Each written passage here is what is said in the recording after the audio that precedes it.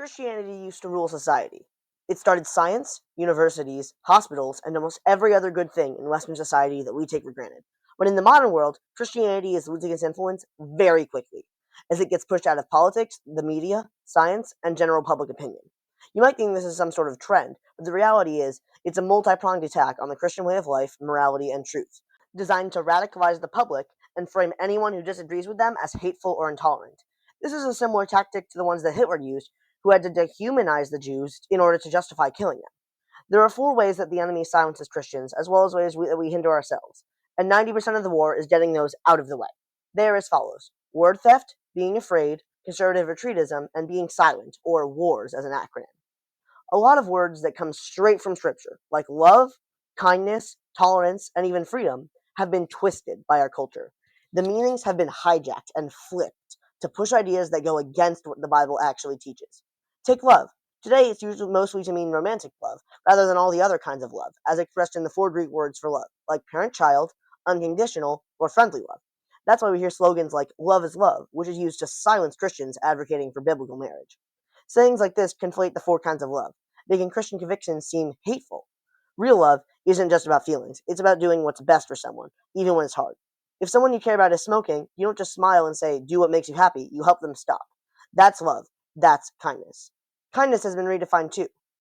Now it's treated like never upsetting anyone, but real kindness sometimes means saying hard things. It means caring enough to speak the truth, even if it's uncomfortable. Offensive used to mean something truly hateful, like racial slurs. Now it's used to shut down anything that challenges someone's worldview.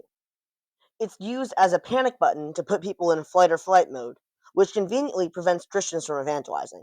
People hear a Christian perspective and immediately label it offensive just to avoid dealing with it.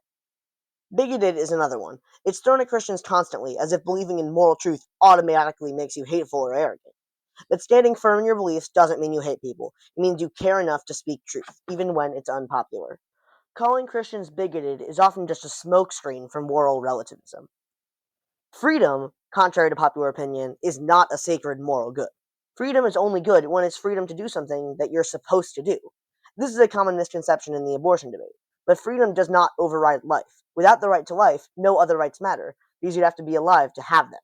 And tolerance, the big one, that used to mean respecting people even when you disagree. In fact, tolerance requires disagreement. After all, you don't tolerate things you agree with. Now, it means full approval of whatever someone does, no matter how harmful. If you don't celebrate it, you're labeled intolerant. But real tolerance doesn't mean pretending everything is good. It means loving people while still telling the truth. But bro, why does this matter? All these words, love, kindness, tolerance, and choice, used to point to something good. Now they're used to silence Christians or paint us as bad guys. That's not just frustrating, it's dangerous. If we don't speak up and reclaim what these words really mean, we'll be eternally seen as the bad guys, making the war that much harder. Christians are being silenced by the culture and by our own fear.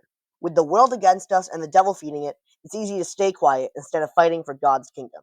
But remember, God is stronger than the culture. What you fight for in Him is eternal. Their hatred is temporary.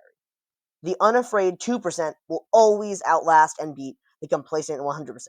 That's why society is drifting so secular. The few who fight shape the future. And right now, the strongest fighters are the anti-Christian secularists. If we never stand up for truth, they will always win. This generation must be galvanized to fight for every piece of ground we can. Because if we don't stop it today, it will become that much harder in 20 years. Because progressiveness progresses. Even with all these issues, the greatest threat to Christianity in America and the West isn't the culture, it's actually a mindset that most Christians have of retreatism. For centuries, believers stood their ground. When heresy rose, they fought it. Athanasius was exiled 5 times for believing Jesus was God. But no matter how bad the heresy got, he never stopped defending the truth. But today, Christians retreat. At every turn, we abandon the institutions our ancestors built: schools, cities, media, culture, handing their power, influence, and wealth to the devil without a fight. We start over or disengage entirely, breeding a retreatist mindset that weakens everything we touch. If we don't stand and fight now, the world will only grow darker, and the next generation will face battles we were meant to win. The time isn't soon, it's now. Every inch we surrender gives the enemy ground Christians built, funded, and bled for, all to advance God's kingdom. Every time we leave, we surrender all we have built to the enemy, and then retreat and start over. Every word we don't speak gives the devil ground. If Christians once again entered the centers of power, like in Rome, preaching truth, spreading Christ's love, and standing firm in elite institutions, the faith would thrive. But our silence made the devil loud.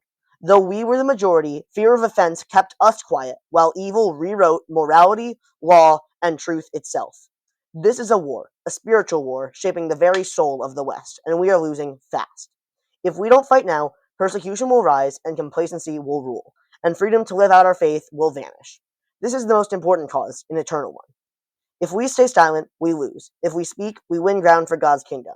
So speak, stand, build. Enter the places others abandoned and reclaim them for Christ. Every church, every comment section, every university, every public school can once again be a light for his truth, if we act. The devil is the loud 2%, but he is growing quickly, and before long, even a loud 40% won't be able to stop them. God doesn't need a majority, he needs a faithful few willing to fight. The time isn't later, the time is now. Our mission is to help you know and follow Jesus through Bible studies, historical Christian documents and creeds, and apologetics. If you want to support us in that mission, you can like and subscribe and all, but above all, watch another video. It helps the algorithm know you like us more than anything else, and it shows us that our content is valuable to you. Thank you so much for your support, and God bless you.